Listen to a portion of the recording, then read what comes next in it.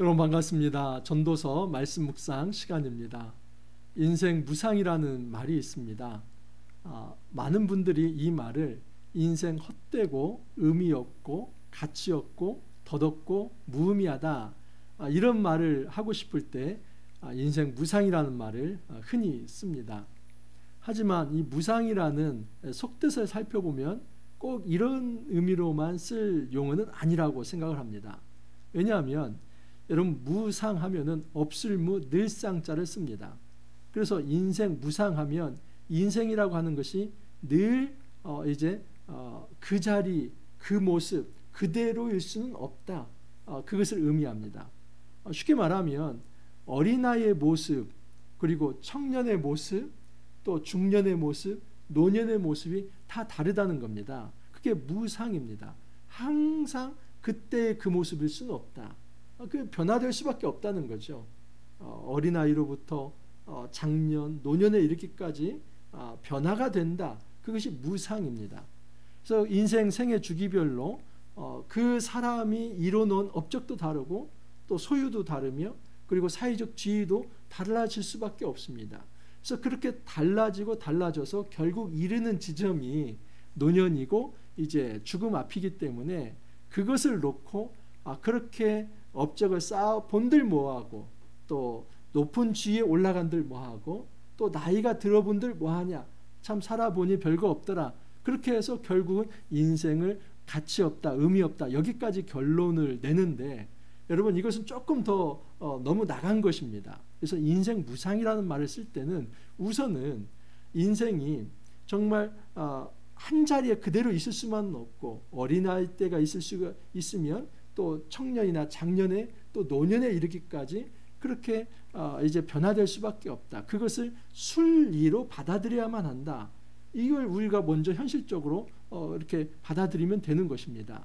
근데 거기에 있어서 정말 그렇기 때문에 인생은 의미가 없고 가치가 없다, 별 볼 일 없다, 정말 여기에 대해서는 한번 저는 질문을 해보고 싶습니다. 나이 들미라고 하는 것, 노년에 이른다고 하는 것이 그렇게 별 볼 일 없는 것인가? 가치 없는 것인가? 그렇게 우리가 함부로 평가절하할 수 있는 문제인가? 여러분, 오늘 말씀, 특히 인생 무상에 대해서 얘기합니다. 특히 오늘 말씀과 내일은 이제 이 인생 무상에 대해서 얘기합니다. 인생 변화된다는 겁니다. 그리고 그 마지막 때가 되면 모든 것이 다 평준화된다는 겁니다. 특히 오늘 말씀에 의하면 지혜자와 우매자도 이제 세상에서 살 때는 지혜자가 우매자보다 좀 우월한 것 같지만 이 죽음 앞에서는 지혜자든 우매자든 평준화될 수밖에 없다. 왜냐하면 지혜자도 죽을 수밖에 없고 우매자도 죽을 수밖에 없지 않습니까? 그래서 이 인생 무상을 이야기합니다. 하지만 그것이 과연 그렇기 때문에 우리가 이 인생에 있어서 막 살아도 된다는 그런 어떤 가치를 여기서 이야기하는 것일까? 한번 고민을 해봐야만 합니다. 그래서 이 전도서 같은 경우 정말 이 균형 잡힌 시각이 없다면, 이 문자적으로만 이 말씀을 이해하려고 한다면 우리는 너무나 쉽게 허무주의에 빠질 수밖에 없습니다. 이 말씀 긴장감을 가지고 또 다시 한번 살펴보기를 바랍니다. 자, 2장 12절 읽어드립니다. 내가 돌이켜 지혜와 망령됨과 어리석음을 보았나니 왕 뒤에 오는 자는 무슨 일을 행할까? 이미 행한 지 오래전에 이를 뿐이리라. 지금 2장 12절은 2장 12절부터 26절까지의 하나의 단락인데 그것에 대한 주제 서론과 같습니다. 그래서 지혜와 망령됨과 어리석음을 보았다. 다시 말해서 이 지혜와 대조되는 것이 망령됨, 어리석은 겁니다. 그래서 지혜와 우매에 대한 이 관찰, 이것이 바로 이제 13절부터 17절까지 나오고, 그리고 내일 본문인데 18절에서 26절까지 나오는 왕 뒤에 오는 자는 무슨 일을 행할까? 이미 행한 지 오래전에 이를 뿐이라. 다시 말해서 왕 뒤에 오는 자, 이 전도자를 의미하죠. 전도자 뒤에 오는 이 후손들, 그들의 삶이라고 하는 거, 그것은 사람들이 이미 행한 일을 그들도 반복할 뿐이다. 이제 이전의 말씀에 의한다면 해 아래 새 것이 없다. 그래서 이 전도자 뒤에 오는 이들도 결국은 그 앞에 선대에 했던 일들을 반복할 뿐이다. 이제 그것이 내일 본문입니다. 그래서 지혜라고 하는 것이 상속된다고 한다 할지라도 그것이 현재 지혜자에게 어떤 의미가 있고 또 그것이 그렇게 큰 어떤 이제 새로운 것이 아니라 해 아래 새로운 것이 없듯이 이전에 했던 패턴이 다시 반복된다는 것이 이제 내일 본문의 말씀입니다. 여러분 여기까지 놓고 보면 정말 지혜자나 우매자나 그리고 또 그 지혜가 이제 상속이 되고 또 이게 전수가 돼야 하는 것까지도 별 의미가 없다 그런 말 아닌가? 그렇다면 우리가 지혜롭게 산다는 것이 어떤 의미가 있고 이 땅에서 의를 추구한다는 것이 어떤 의미가 있을까? 이 고민이 되지 않습니까? 이 고민을 가지고 꼭 읽어봐야만 합니다. 자, 이제 빠져보겠습니다. 13절부터 이제 17절까지 말씀인데 여기에 보면 이제 이 지혜와 우둔함에 대해서 우매에 대해서 먼저는 비교를 시키고 그것이 나중에는 다 평준화된다는 것을 얘기합니다. 우선 13, 14절을 보면 내가 보니 지혜가 우매보다 뛰어남이 빛이 어둠보다 뛰어남 같도다. 지혜자는 그의 눈이 그의 머릿속에 있고 우매자는 어둠 속에 다니지만 그들 모두가 당하는 일이 모두 같으리라는 것을 나도 깨달아 알았도다.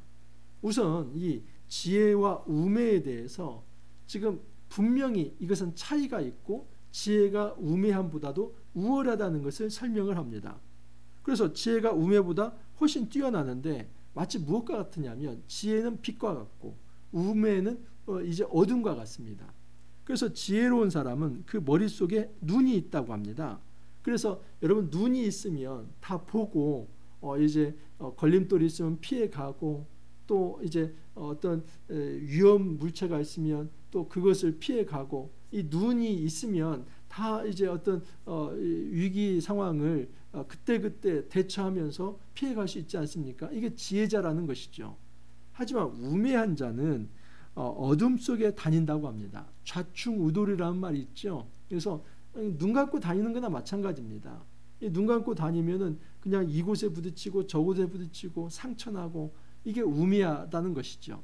그래서 이 세상에서 지혜자는 좀 더 눈을 뜨고 다니듯이 빛 가운데 다니듯이 우매자에 비해서 훨씬 판단력이 좋고 또 어떤 이제 분별력이 있어서 그렇게 실수를 줄이면서 그렇게 좀 잘 살아간다 이걸 얘기를 합니다. 근데 중요한 건 뭐냐면 그들 모두가 당하는 일이 모두 같으리라는 것을 나도 깨달아 알았도다.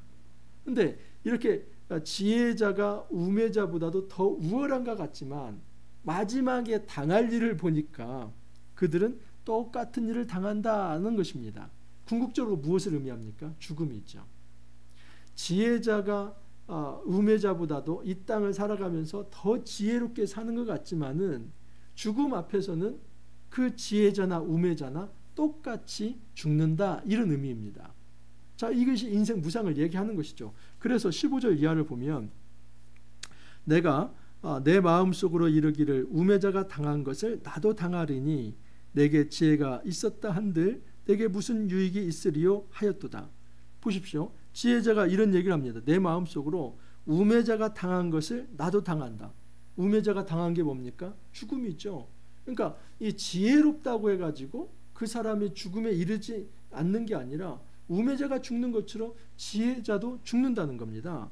그래서 내게 지혜가 있었다 한들 내게 무슨 유익이 있으리요. 이것은 내가 지혜가 있다고 하는 것이 결국 죽음을 막을 수는 없는 거라는 겁니다.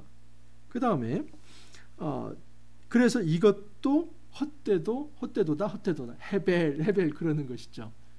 이 한숨의 쉼, 그 다음에 또 입김, 그리고 어떤 안개 이런 것처럼 이 모든 것도 영원한 게 아니다. 지혜자의 삶이 영원하지 않다는 거죠. 지혜자도 우매자와 함께 영원하도록 기억함을 얻지 못하나니 후일에는 모두 다 잊어버린 지 오래일 것임이라. 오라 지혜자의 죽음이 우매자의 죽음과 일반이로다. 이런 말 들으면 허무하죠. 열심히 지혜롭게 산 사람이나 또는 우매하게 산 사람이나 결국 죽음은 일반이다 하면은 그렇게 지혜롭게 살 필요가 있나? 금방 이 얘기 나올 것입니다. 그러면서 뭐라고 얘기하냐면 지혜자도 죽으면 잊혀지고 우매자도 죽으면 잊혀진다. 그래서 그 누구도 지혜자가 되었든 우매자가 되었든 죽은 후에 영원히 기억하는 경우는 없다는 겁니다. 여러분 여기 13절에서 16절까지의 말씀을 볼 때 우리 정말 인생 허무하고 인생 가치 없고 잘 살아본들 결국 죽음 앞에서 다 평준화되는 건데 그럼 막 살아도 그냥 되겠네? 별 그냥 선을 추구하는 사람 그렇게 의미가 없겠네? 그렇게 적용하면 좋을까요? 그 우스갯소리로 이제 이 세대별로 인생 평준화를 이렇게 얘기를 하는 것을 저도 인터넷에서 한번 찾아봤습니다. 50대에 미모가 평준화된답니다. 그래서 50대가 되면 화장을 해도 그냥 이 주름살 있고 이것은 막을 수 없다는 거죠. 60대가 되면 지식이 평준화됩니다. 이때가 되면 이제 은퇴 연령이기 때문에 어떤 좋은 대학을 나오고 보고 큰 의미가 없다는 겁니다. 은퇴하고 나니까. 70대가 되면 자식이 평준화된답니다. 그래서 70대가 되면 더 이상 자식 자랑하지 않는답니다. 그때는 이제 더 소중한 게 건강이고 그런 것이지 70대에 그때까지도 자식 자랑하지는 않습니다. 대개 50대 뭐 길어야 60대 이 정도 돼야 이제 자식이 어떻게 성장하고 이것이 자랑거리가 되지만 70대 넘어가서는 그게 자식도 평준화된다는 겁니다. 80대가 되면 부의 평준화가 일어난답니다. 그래서 아무리 돈이 많아도 이제 무릎이 아프고 몸이 아프면 여행도 못 가고 제대로 먹지도 못하고 그러니까 이게 돈을 가졌다고 하는 것도 뭐 그렇게 가진 자나 못 가진 자나 큰 의미가 없이 평준화가 된답니다. 90대가 되면 이제 건강의 평준화가 일어나는 거죠. 그래서 그때가 되면 죽음 앞에 서기 때문에 더 건강한 사람 또는 뭐 덜 건강한 사람 그게 큰 의미가 없다는 것이죠.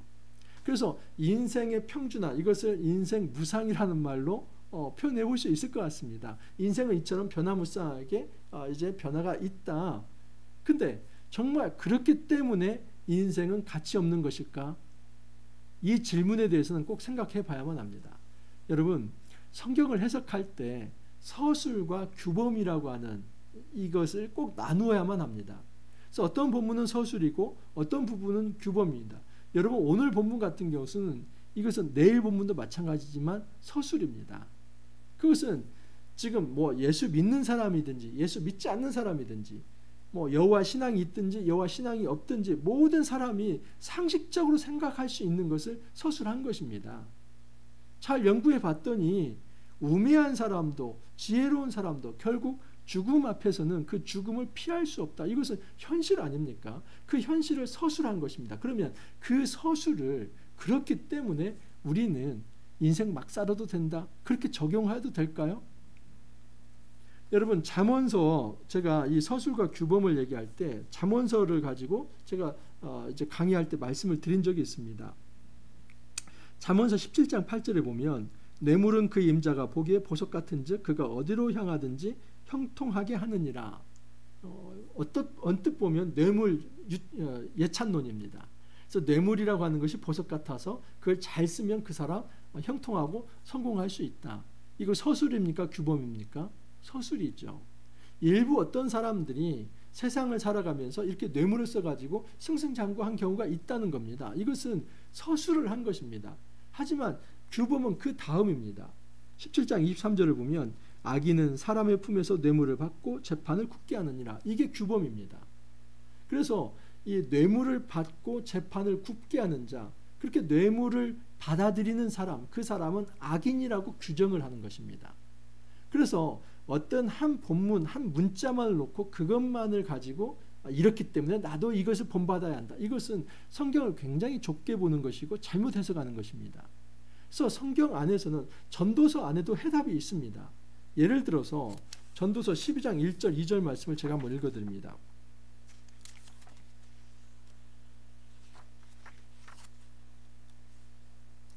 아, 12장 1절 2절 말씀에 너는 청년의 때에 너의 창조주를 기억하라. 곧 공고한 날이 이르기 전에 나는 아무 낙이 없다고 할 해들이 가깝기 전에 해와 빛과 달과 별들이 어둡기 전에 비 뒤에 구름이 다시 일어나기 전에 그리하라. 여러분 여기 보면은 곤고한 날이 이르기 전, 이게 바로 노년입니다. 지금 이 인생 무상을 정확히 앞에서 얘기하지 않았습니까? 그래서 지혜자도 늙을 수밖에 없고 우매자도 늙을 수밖에 없고 지혜자든 우매자든 다 죽음을 맞이할 수밖에 없다는 겁니다. 그런데 지금 같은 전도자인데 이 전도자가 12장 1절에서 그 곤고한 날, 그 노년이 이르기 전에, 그래서 나는 아무 낙이 없다고 할 해들, 이게 바로 인생 무상의 그 노년의 시간 아닙니까? 돈이 있음들 뭐합니까? 자식이 있음들 뭐합니까? 내가 이제 건강이 약해져서 아무것도 할 수 없다고 생각한다면 그게 아무 의미가 없는 것입니다. 그 해가 가깝기 전에, 해와 빛과 달과 별들이 어둡기 전에, 비 뒤에 구름이 다시 일어나기 전에, 다시 말해서 이 죽음이 찾아오기 전에 지금 던지고 싶은 메시지는 뭐냐면 너는 청년의 때에 너의 창조주를 기억하라는 겁니다. 여러분, 이것이 규범입니다. 그렇기 때문에 우리는 함부로 이 서술적 이야기를 가지고 인생 무상하니까, 허무하니까, 그러니까 아무렇게나 살아도 된다, 그렇게 적용을 한다면 잠언서 전체의 배경 속에서 우리는 말씀을 잘못 이해한 것입니다. 잠언서는 오히려 그런 노년의 시간에 이르기 전에 정말 너가 청년의 때, 청년은 여러분 우리가 살아있을 때입니다. 아직 죽기 전 그 시간을 얘기합니다. 단지 이 청년을 그냥 젊은 때라고 이야기하면 안 됩니다. 그렇게 말하는 것이 아니라 이제 내가 이 죽음 외에는 도대체 뭔가를 다 할 수 없는, 아무것도 할 수 없는 그런 상태가 이르기 전에, 그 전에 너가 정말 숨을 쉬고 있고 뭔가 활동을 할 수 있다면 창조주 하나님을 기억하라. 잠언서가 던지고 싶은 것은 인생 막 살라는 것이 아니라 오히려 청년의 때에 뭔가 일을 할 수 있을 때에 창조주를 기억하며 살라는 것입니다. 그러니까 분명한 메시지를 담고 있는데 왜 전도서를 잘 읽어놓고 인생 허무만을 노래하며 그렇게 인생 값 없는 것이기 때문에 니나 너 그렇게 아무렇게나 살아도 된다고 함부로 적용해도 됩니까? 아니죠. 자, 이제 더 심각한 얘기가 17절입니다. 이러므로 내가 사는 것을 미화였노니 이는 해 아래에서 하는 일이 내게 괴로움이요 모두 다 헛되어 바람을 잡으려는 것이기 때문이로다. 근데 실제로 이렇게 말하는 경우 많이 있지 않습니까? 야, 정말 인생 사는 것 징글징글하다. 인생 사는 것 이제 그만 살았으면 좋겠다. 해 아래에서 하는 일이 다 고통뿐이고 힘든 것뿐이다. 너무 힘들다. 여러분, 이런 말 할 수 있죠. 이런 말 하는 것이 잘못됐다는 얘기가 아니라 그렇기 때문에 인생 막 살아도 된다, 그게 아니라는 겁니다. 이건 서술입니다. 이건 여러분 예수를 믿든 예수를 믿지 않든 모든 사람들이 할 수 있는 말이라는 겁니다. 하지만 이런 말을 할 수 있다고 해서 우리가 인생을 함부로 그냥 막 살아도 된다, 그걸 의미하는 게 아니라는 것이죠. 이럴 때일수록 오히려 전도자가 하고 싶은 얘기는 그러니까 그 아무 낙이 없다고 할 해가 이르기 전에 정말 내가 뭔가를 더 할 수 없는 죽음만을 받아들여야만 하는 그 날이 이르기 전에 지금 숨을 쉬고 있다면, 뭔가 말을 할 수 있다면, 뭔가 행위를 할 수 있다면 가치 있는 일, 창조주를 기억하는 삶을 살아가라는 것입니다. 여러분, 우리 삶 속에서 창조주를 기억하는 게 뭐가 있을까요? 신전의식을 갖는 것입니다. 내가 앉아있을 때, 내가 누워있을 때, 밥을 먹을 때, 친구와 말을 할 때, 그리고 저는 지금 이 시간에 제가 여러분들에게 말씀을 전할 때에 그것이 어떤 시간이 되든 그 시간에 신전의식을 가지며 창조주 하나님을 기억하라는 겁니다. 창조주 하나님을 기억하는 사람은 겸손한 삶을 살아갑니다. 내 지식의 그 어떤 잘남을 자랑하지 않습니다. 내 부의 어떤 그 이제 화려함을 자랑하지 않습니다. 내 권력의 막대한 힘을 그걸 자랑하지 않습니다. 여러분, 우리가 이 땅을 살아가면서 정말 아무 이제 낙이 없다고 할 그 해가 이르기 전에 우리가 해야 할 일은 창조주 하나님을 기억하는 것인데 그것은 겸손한 삶을 살라는 것입니다. 잠언서는 우리에게 허무주의를 가르치는 것이 아니라 겸손한 삶을 가르치고 있습니다. 하나님 앞에서 겸손할 때 우리는 성공할 수 있습니다. 하나님 앞에 겸손할 때 우리 인생은 가치가 새로워질 수 있습니다. 하지만 아무리 높은 위치에 있고 아무리 정말 건강했던 사람이라 할지라도 하나님 앞에서 교만한 사람은 반드시 후회할 것입니다. 내가 이러려고 이렇게 아둥바둥 애썼나? 그 말 할 것입니다. 여러분, 우리가 마지막 때에 이 말 하지 않기를 바랍니다. 저의 작은 하나의 소원이 있다면 그것은 제 마지막 때에 신앙 고백 제대로 하는 것입니다. 내가 인생 살아오면서 정말 지금까지 오직 하나님을 바라고 살아왔고 예수 잘 믿고 살아왔는데 내 삶이, 내 목숨이 끊어지는 그날에도 내가 주님을 찬양합니다. 제가 하나님 앞에서 달려왔는데 이 길을 이제 주님께서 받아주십시오. 그 말하는 것이 저의 소원입니다. 그리고 제 자녀들에게도 혹시 할 수 있는 말이 있다면 예수 잘 믿어라. 그 말 하고 싶은 것이 저의 작은 소원입니다. 큰 업적, 그게 저에게 그렇게 큰 것이 아닙니다. 그것은 저에게 어느 정도의 하나님께서 정한 인생의 분복이 있을 거 아닙니까?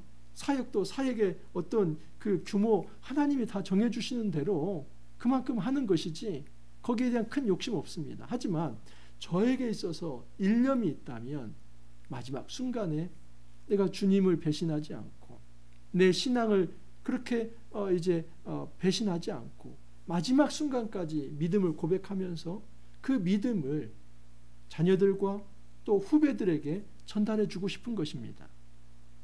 여러분, 저도 누군가에게 부모로부터 이 신앙을 물려받았고 선배로부터 이 신앙을 물려받았기 때문에 이 삶을 저도 잘 살기를 바라고 그것을 또 후손들에게 전달해 주고 싶은 것입니다. 그렇다면 여러분, 인생은 살아볼 만한 가치 있는 거 아닙니까?